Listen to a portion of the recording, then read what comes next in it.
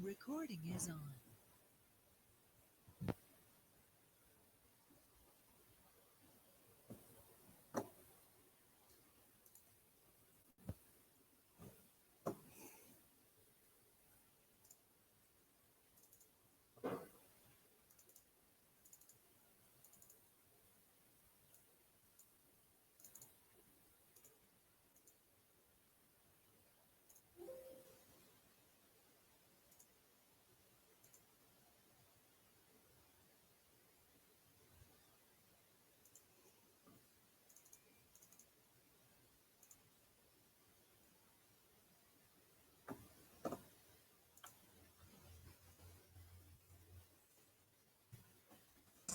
Okay, I think we're just about to start. I guess we could give a few minutes for others to join. Yeah, we can actually just, I think maybe plug out your headset for the time being. Oh, yeah. So I can also hear what is being said. Yeah, so Hannibal says he's learning some Elm now. Oh, really? Oh, cool. Yeah, he tried to see if he can integrate Ethereum into Alt Systems. What kind of difficulty did you experience with that, by the way? It was just, I probably didn't spend enough time in trying to understand the reactive integration with the JavaScript stuff. But I mean, for me, it should have been easier considering it's out systems. Okay. I don't know.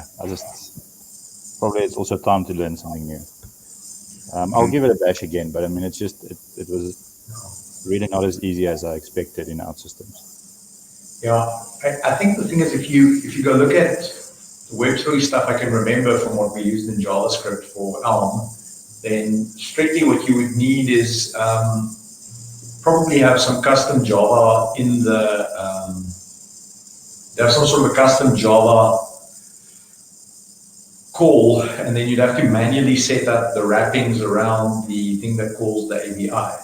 The actual wrapping should be fairly simple. Well, I don't know. I feel for you because it sounds like you're trying to integrate Elm with things, and I would say that's probably the least pleasant way to begin with Elm.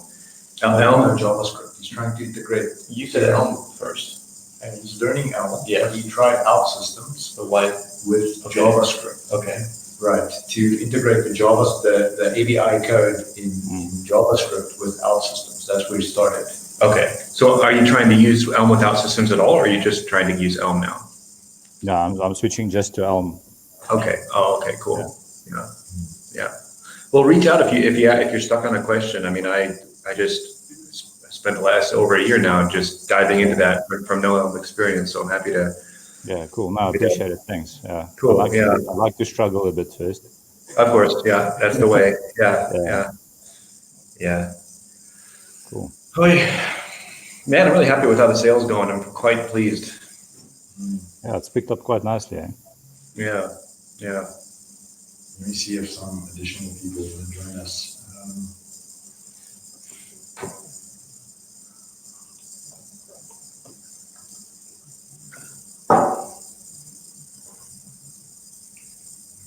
When I'm presenting, will the recording pick up my face? When you're talking now, it'll pick up your face. So when you I share screen, it won't. Okay. It'll just share the screen. Yeah. Okay. So it's not quite like the Zoom thing. No, that's good. That's fine. Yeah. Just wondering.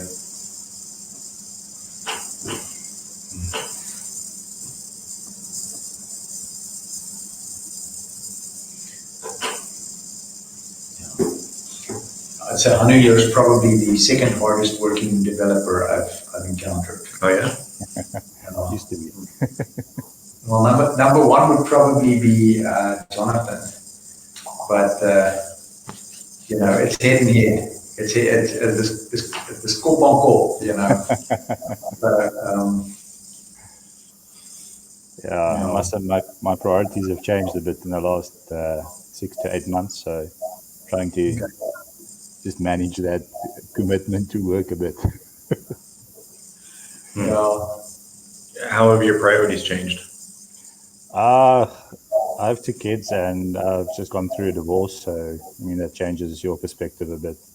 Oh yeah. On what's important. And, also for about a year, I only slept 4 hours a night. It kind of catches up to you. Yeah, I bet. Are you sleeping better at the moment? Yeah, I'm trying to do about 6 hours. But I've got this client in Australia, so I have to get up at 2 a.m. to start work at 3 a.m. Yeah. Oh, right. So, and to fit that schedule into a normal, life, that's tough. Yeah. So, but that's just to the end of this year. So it's like 4 or 5 months, then it's done. Okay. So yeah, that's good. Okay. Shall we start? Let me just see if there's one extra fellow who says he's joining. Yeah, I think let's start. Okay. All right. So it's recording now, so you'll just click off whatever. So I can start. Yeah. So it's yeah. Okay. So I'll flip off the. Yeah. Okay. All right. So we are going to then. Well, this chair falls apart. Don't worry, the chair won't break. Okay. False start. So we're just going to go over some marketing stuff. We had to just do a bit of a presentation that one of my friends helped me put together. Let me just share my screen.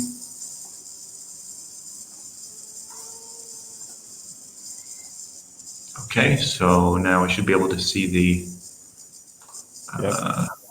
non-marketing. You need to stop. You need to stop again. You need to share only one tab. That is what I did. I think you shared the window accidentally. Yikes. Okay, hold up.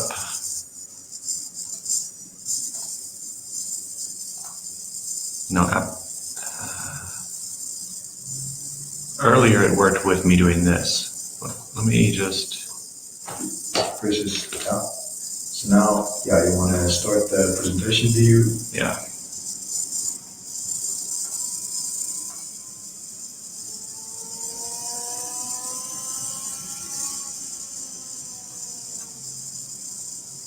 And now Chrome tab. No, this will work.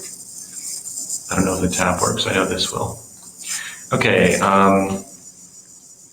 Hanno, can you see this stuff now? Yeah, I can see the presentation. You've got 2 tabs open in Chrome. Okay. All right. Cool. Yeah.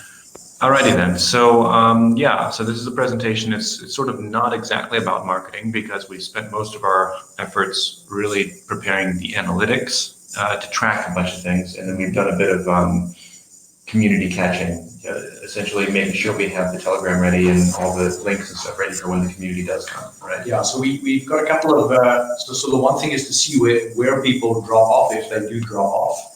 I think we spent quite a bit of time doing that. And in the last week, we went more into when people don't drop off, when they actually make it all the way through, how do we retain them? Yeah, so anyway, this is a bit about marketing, but it's almost more about the marketing. So jumping now forward. Yeah, so I mean, the big number that we keep track of is how much we've raised, which is now at 12,500. I think that's DAI, right? Yeah, that's 12,500 DAI. Yeah. Right, so the US value is maybe slightly different there. And then the other thing to note about this chart is that the chart begins before the sale begins. So if you look at that little arrow there, Yeah. the sale actually starts when we get that first bump. That first, and we raised about, that was about 1,500 from what I recall, and then and that's at the 26th of June there, if I can see that correctly. And then that big spike later in the chart, in the middle of July, is when Scott hooked us up to the liquidity pools, and Uniswap and all that stuff. What would you call that system? What was the umbrella term for that system that we got hooked up to? Well, Uniswap liquidity. Uniswap liquidity. Okay, yeah. So Scott took some Fry. He bought some Fry at the sale and took some Ether and put it on into the Uniswap system, providing Uniswap liquidity. And then that got a lot of engagement, which we'll get back to that in a bit here.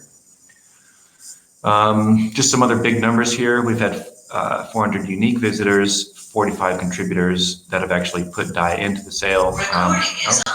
Sorry. Yeah, that needs to stop. Hold up. Sorry. Okay. This is. Sorry, I did not. Just hang up maybe? Are you recording from your phone or? Well, the microphone's off. I don't know why I had feedback. Because my microphone's on and yours is. Okay. Anyway, apologies for that. Okay. Okay, well, you can maybe just cut that out. All right, so anyway, sorry about that, Hanu. All right, so yeah, 400 unique visitors, 45 contributors, so that's people who've actually spent DAI on the sale. A total of 500 contributions, so many people have spent money several times going into several buckets, and yeah, then that same figure of 500 raised. Awesome. Yeah, and then just on the money, we pulled out our first invoice for the first time. That was just a few days ago. So we pulled out 2.7 thousand DAI there, and that was to pay back costs accrued over the month. So about half of that was on essentially my salary, which is a reduced salary at the moment. And then we had some legal and admin and some graphic design.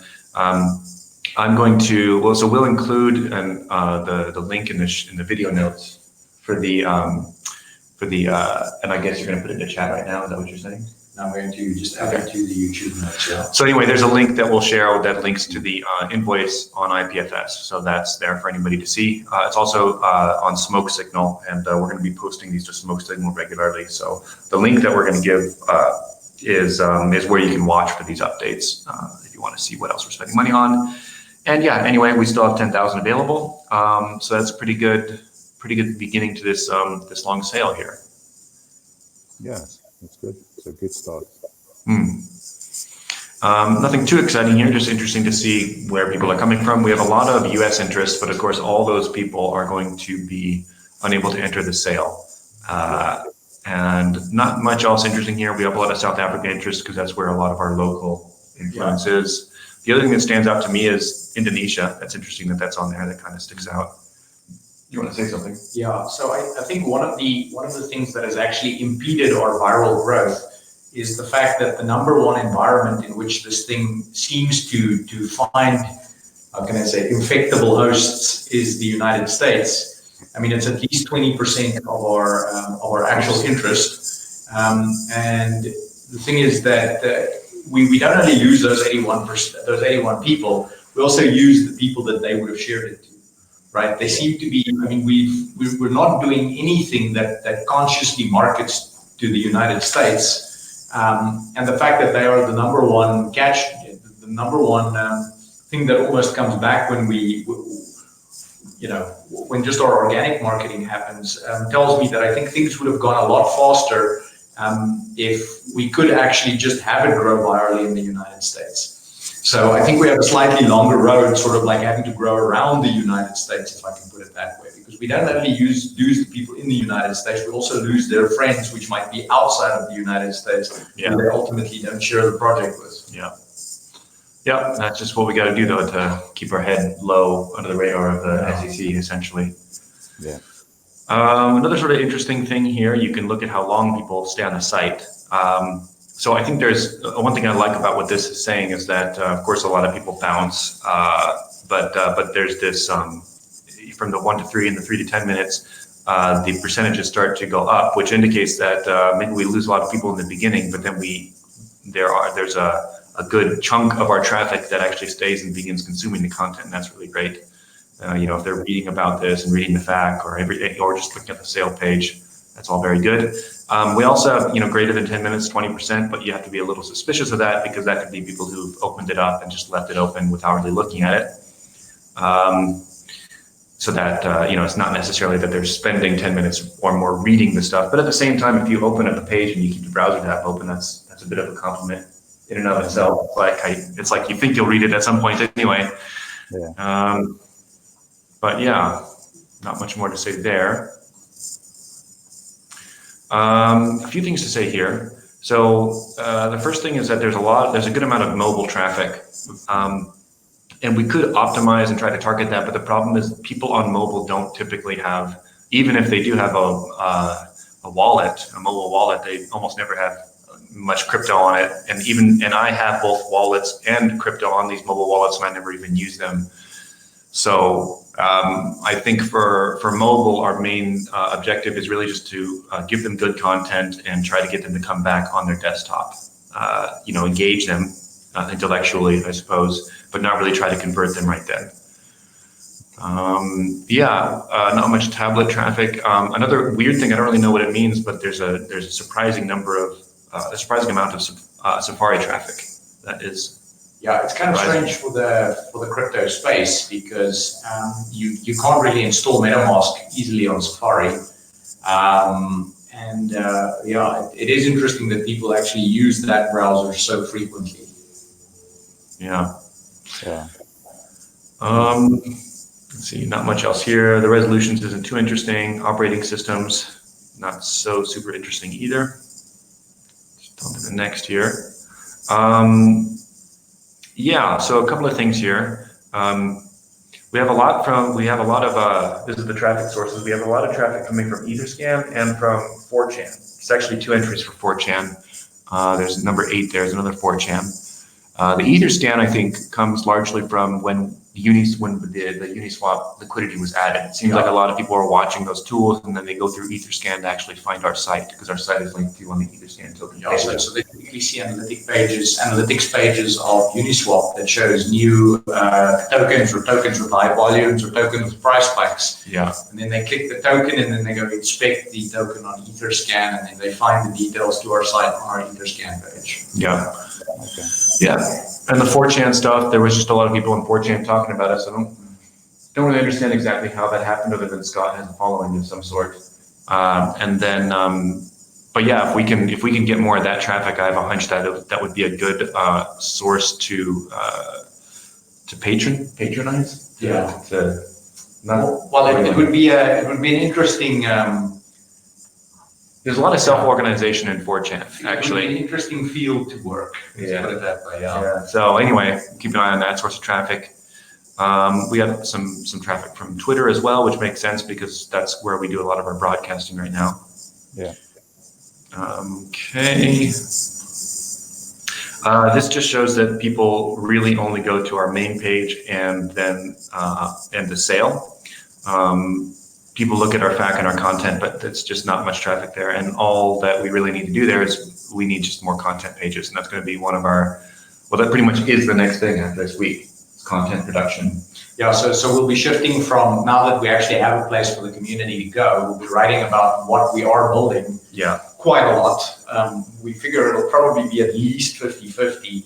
Probably slant more towards content even than building for the next few weeks, maybe. Yeah, because it's important to explain, like we don't, for example, we only just published that article you wrote that only talked a little bit about what Foundry is supposed to do. And even that doesn't, like people ask like, okay, well, what is Foundry? What is it supposed to do? And we still haven't even put that content out. So there's a lot that we really need to explain and put to words, a lot of knowledge that's internal to the team that we need to start putting out there and making public. I said sort of like the 2 documents we built initially does have it out there, but I mean, I think you need to talk about a thing a bunch of times before the thing really becomes clear. Yeah. But I think what we have in the white paper really does explain, at least mechanically, mechanically, right. But it's a technical document that doesn't explain sort of it, like, why would I care? Exactly. Right. Exactly. Yeah. Anyway, so we'll just write a bunch more of that content. That's definitely the next step. And some of the content will go like on Medium or whatever, but some of it will just be pages on our website, which then gets us, which will help with SEO and stuff like that. Yeah, makes sense. And here, the only big takeaway I think from here is that when people go, so there's, this is just a traffic flow here. Just looking at the 2 big boxes on the left, that's where people start. So people either start at sale.foundrydao.com, which is the sale interface, or they just go to the main page of foundrydao.com. I don't know, one interesting thing here is that if people start at foundrydao.com, most of that traffic goes to sale.foundrydao.com, or some of it goes to the FAQ. But yeah, that's a good sign. I think it means people go to foundrydao.com, they see that sale button, and they'll go, okay, yeah, I'll click that. Of course, half the traffic actually just drops off. That's what that red arrow is there. But anyway, it's just good to understand sort of that traffic flow. And then of course, 31% of people that land on the homepage go to the sale. So that's actually pretty good. It's pretty good. Yeah. That's cool. Yeah, so this one's kind of interesting to me. This essentially shows like of the people who did convert, basically, when did they convert?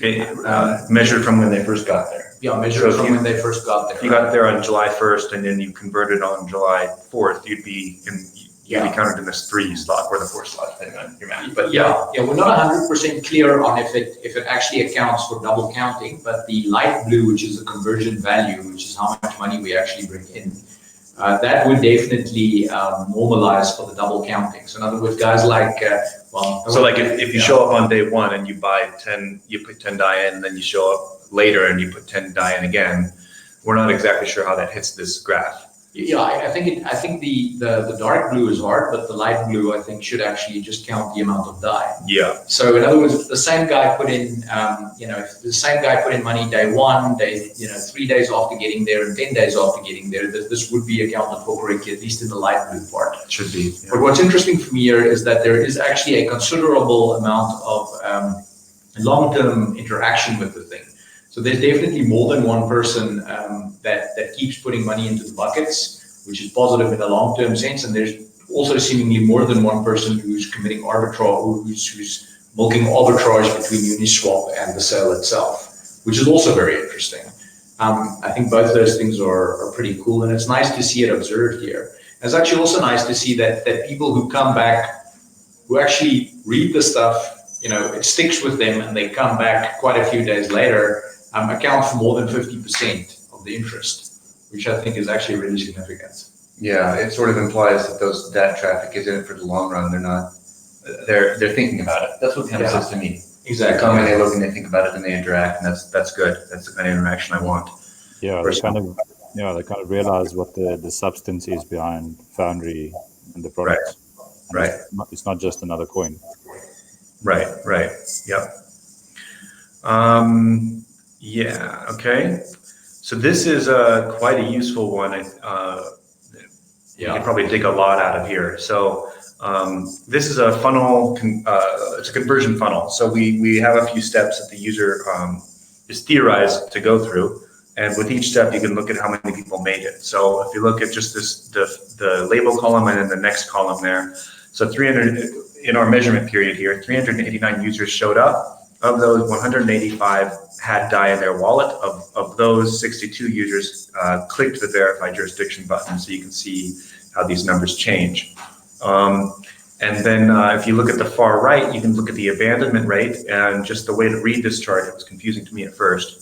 If you look at that first abandonment rate, it's 52%. That means 52% did arrive on the site and they did not make it through the next step. Which is they had no DAI in their wallet. So they had no DAI in their wallet. Or so 52% wallet. did not achieve the goal called, user has DAI in their wallet. Now that could be most likely due to... if they don't have MetaMask, that would include just that. MetaMask or doing it from your phone. Both of those would actually account for almost the entire 52%. Right. But we can, in any case, say roughly half of people didn't have DAI in their wallet, whatever that means, And so there's two big drop-offs that we want to focus on. The first one is the very next line there, the abandonment rate of 66.5%. So that indicates somebody has DAI in their wallet, but they haven't even clicked verify jurisdiction. And we were thinking about this. We actually suspect that button might be intimidating. If you see a verify jurisdiction button, you might be thinking that we're going to ask you for a passport and all this kind of identification. And that's actually not what we're doing. So a quick fix that, if that's the problem, what we're going to do is we're just going to change the text of the button to I am not a U.S. citizen. Yeah. So the button does the same thing, but it's just a button you click, and then that might make it a lot easier to click that button psychologically. But maybe it's something else. But in any case, this analytics is nice because we can see that is a significant hurdle. Does that make sense? By the way, Anu, before I continue. Yeah, it makes sense. Just a question. This is for unique visitors, correct? I'm actually not these sure. Okay. So as far as we can tell, I think these are. This tracks an identified user through their journey. So, for example, the 389, those will be 389 unique visitors, insofar as analytics can tell this. Yeah. Okay. Also, we suspect that a lot of guys are using ad blockers and privacy tools, which might actually be filtering a lot of them out. Because if you look at the transactions submitted, we know that there are 46 unique interactors, people who have sent DAI to the contract. And Ethereum actors. Right. Yeah, Ethereum actors, right? So I mean, lots of them use Brave, lots of them use advanced ad blockers, lots of them might have even other tools we're not fully aware of that actually like have privacy settings in them as well. Yeah. So we could probably see about a third of the true activity at this point. So the main purpose of this is more to give us an idea of where do we lose people. We seem to lose people on the very first base interaction, whether or not that's because it's the first base interaction and they're just not serious, they're just curious, or it's because they fear that we might be KYCing them. Yeah. Yeah. Okay. Yeah. So yeah, and then the other drop off here it's on number 4, 56.8 abandonment rate. That's after they verified the jurisdiction successfully and they agree to all. Now, I think the actual reason here is that to get to the agree to all, you actually need to put an amount of DAI in and click the button that says it's like go or something, the submit button. Yeah.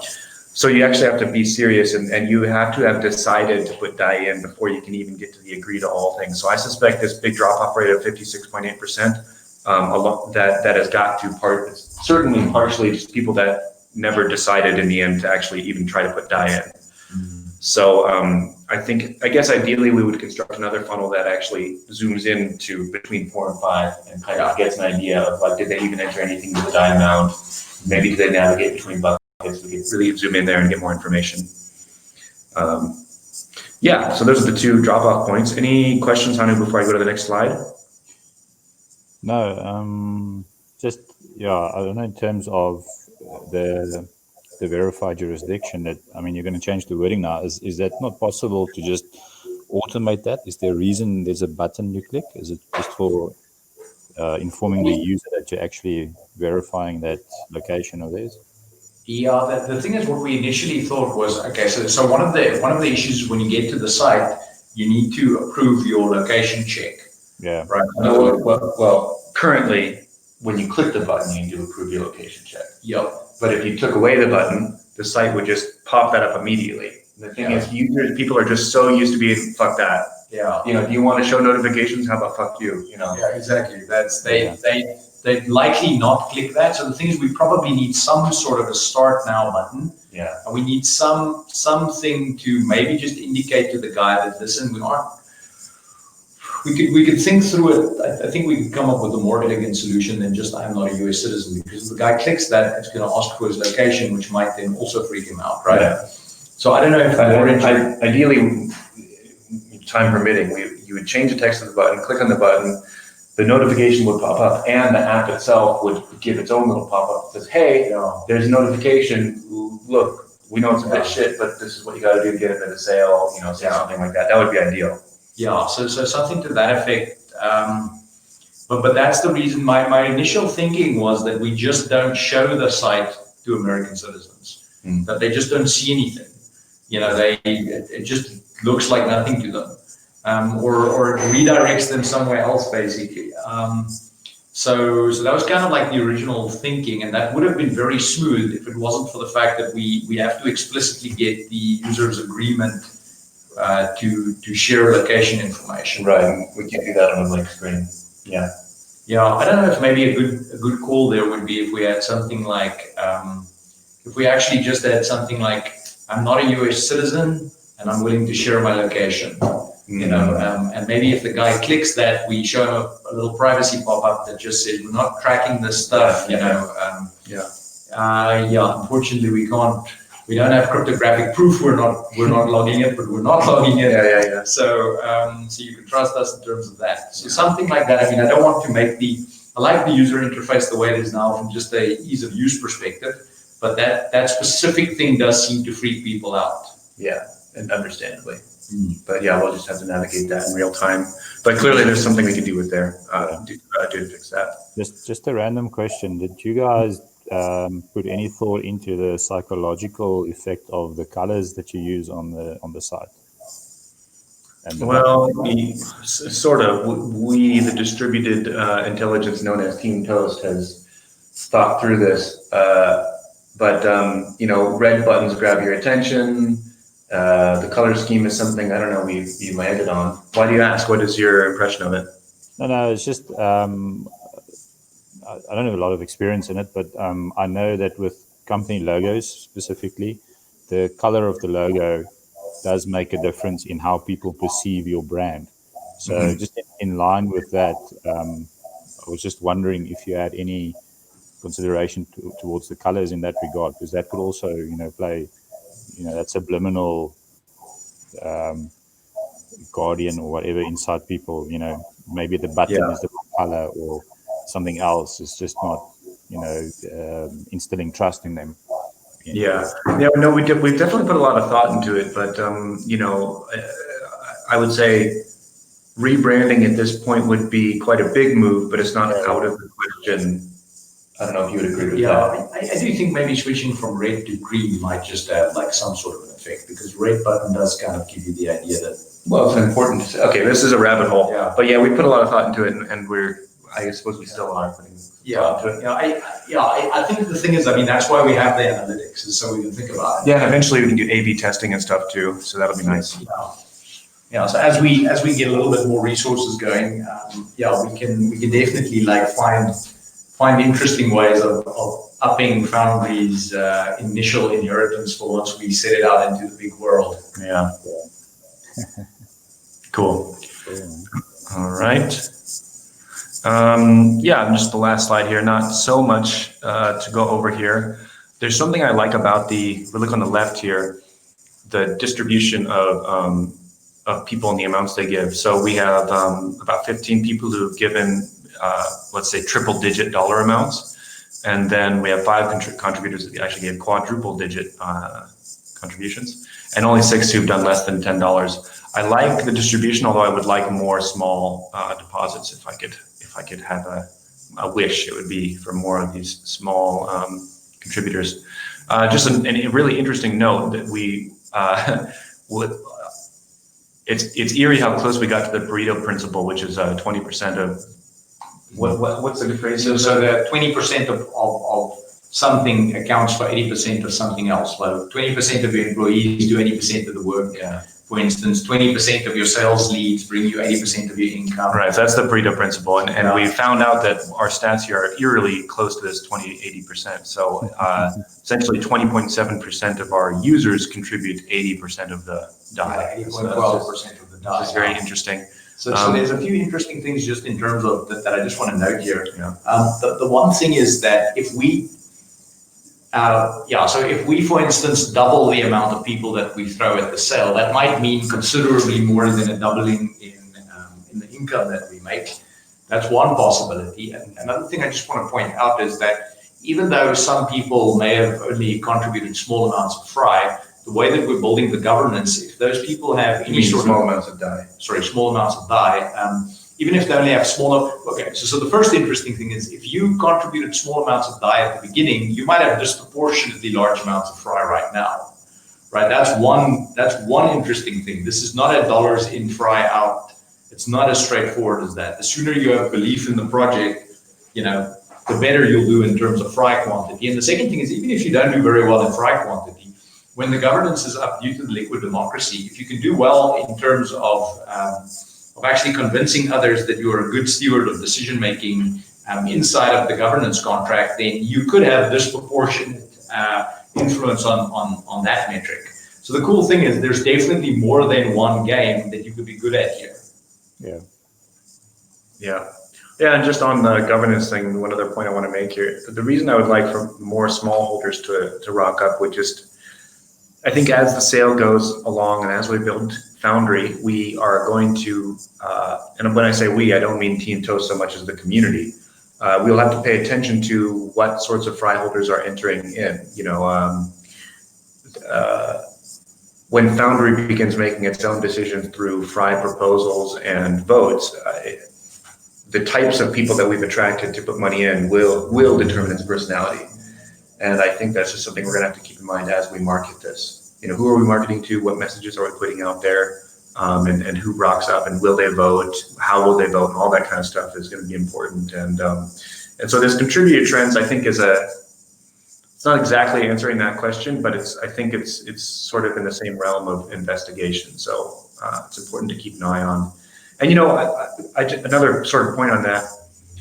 we currently have something of an idea of who the fry holders are, because we've been sort of marketing by word of mouth and networking and stuff. And I suspect we'll be able to keep that. We'll be able to keep some awareness of who are the fry holders to some degree.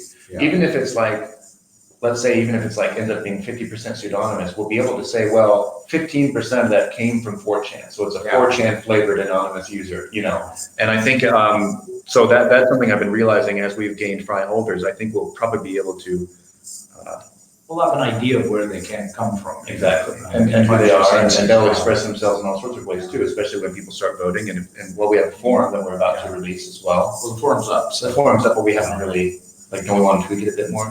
Well, I'll demo the stuff that we put up this week. Okay, This, yeah. well, I think we're sort of done. This is the last slide. Any questions, Hanu, on your side? No, I think you've explained pretty much everything. Okay, Cool. Yeah. Yeah. Commander, are you around as well, by the way, Yanni?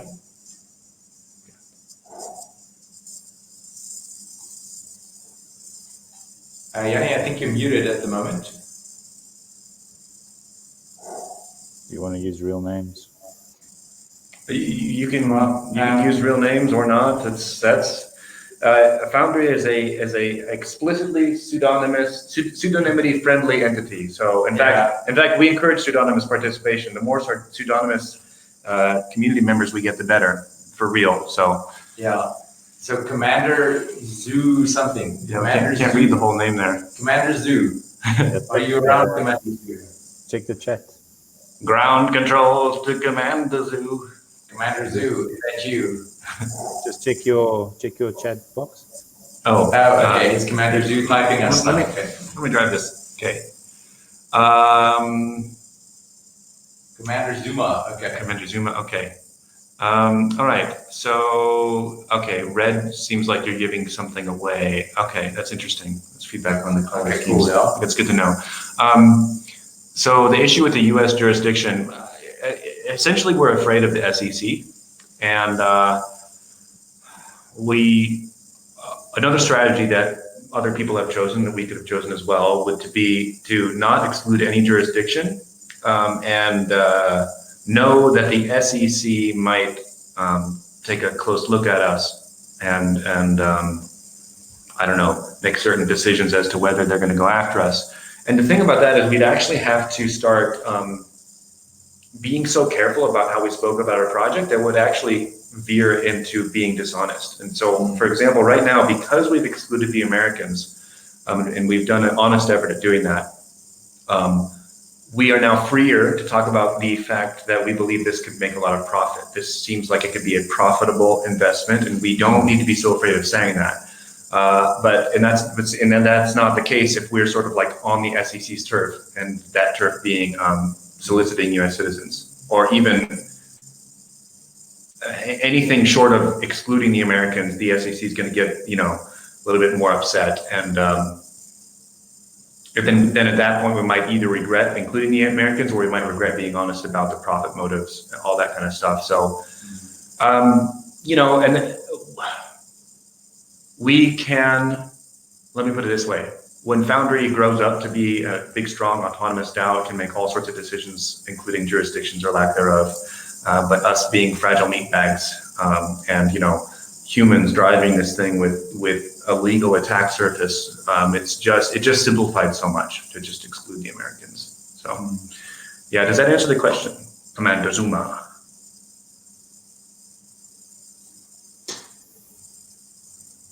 Yeah, I get it. Yeah. Yeah. Okay. So he says, just for the sake of the recording, he says, perhaps if you put a visible notification there saying, due to jurisdictional issues, U.S. citizens cannot participate. That's a good idea. Yeah. Well, we do have it is in the terms and conditions part. Right. And the guy would typically be excluded by the time he clicks the verify jurisdiction button, but we could indicate it. Yeah, I mean, that's sort of like what we've discussed there. Right. Can I sit and share some stuff, and then I can just share the forum and some of the other stuff? Here, use your chair. Okay. All right. Okay, so let's just do another screen share here quickly.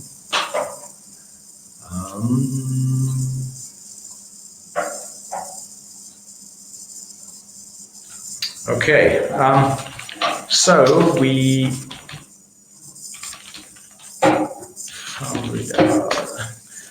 sort of chosen to roll all our own installs of all the different pieces of software, so we have some more control over it, and our stuff can't get unanimously or unilaterally censored. So at the moment, do you have a? I've logged in. All right. Okay. So it is a fairly uninteresting forum though at the moment, since there's no posts up there yet.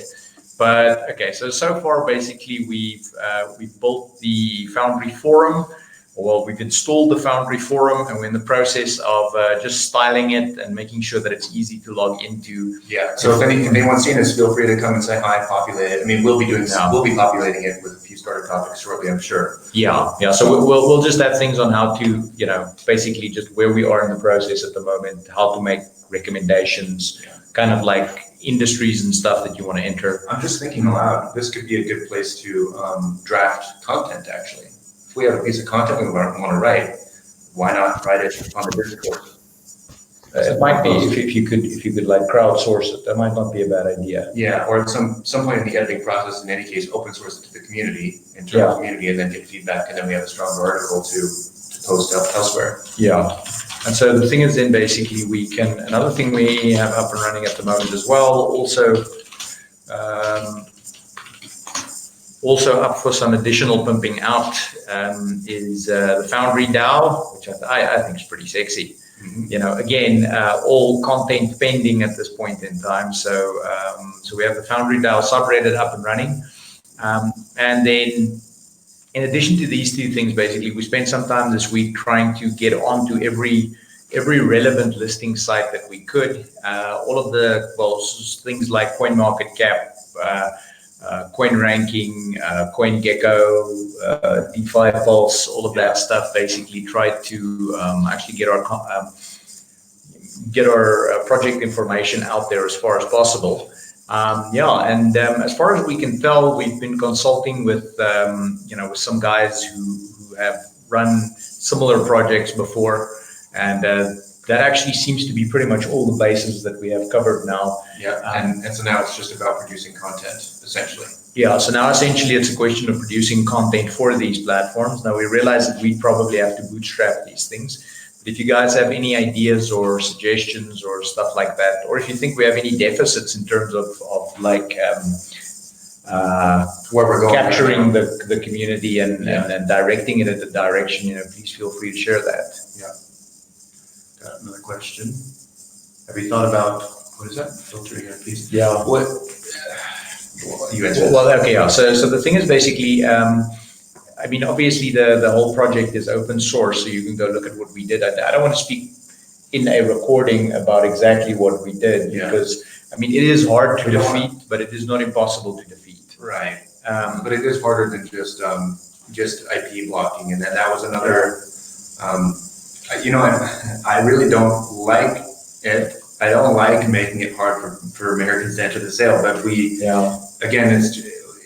found it better and more comfortable to honestly make it hard rather than do something, like a bit half-assed, because then we can honestly, if it ever gets to a court case, hopefully, hopefully it just won't even never get there. Yeah. But if it does, we can say, look, we tried our best to get the Americans out, and we can honestly say that. And there's something to that that I think is important. Yeah, I think one of the things I can say about the IP filtering is that it's one of the things we do is checking the guy's IP, and we also we ended up having to build, well, not really build our own service, but build a little redirector for the checking service, so that privacy tools don't actually sort of break the site because they can't communicate with the IP location checking. Just for the record, we aren't logging any of that. We obviously do use VPS services, and there might be some accidental logging there.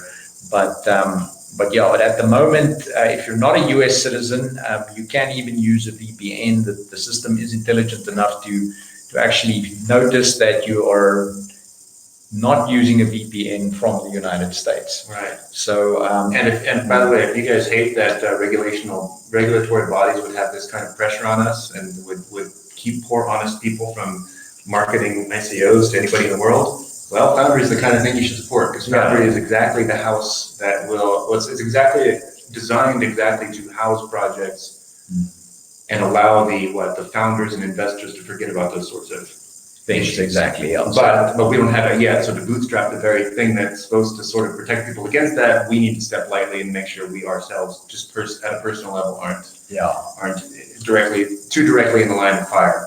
So that's just where it's at. Yeah, maybe we can end the presentation is over. Any other questions from you guys? Oh, look, I'm half on the camera this one time. No, not from me. Okay. Commander Zuma, anything else from your side? It's important to hear what the commander has to say. No pay. No pay. No pay. He says no pay. Okay. All right. Okay, Commander Zuma, thank you very much, guys, for joining us. Yeah, thanks, guys. Appreciate the participation. Yeah. Always a pleasure. Okay. All right. Okay. Bye. Cool. Catch you guys next week. Bye. Cheers. There you go. We stop the recording. Scott, Cool. have you guys considered getting a better microphone? Oh shit! I have a better microphone, and I always forget it. Fuck it. Damn it! I wish you'd said something earlier. We probably could have. My microphone on this laptop is a bit shit. We should have used a different one the whole time. Yeah. Fuck. I have a better one that I specifically carry around. Ooh, it's actually Skulks. I'm about to leave. I need to make sure I don't accidentally leave with a lot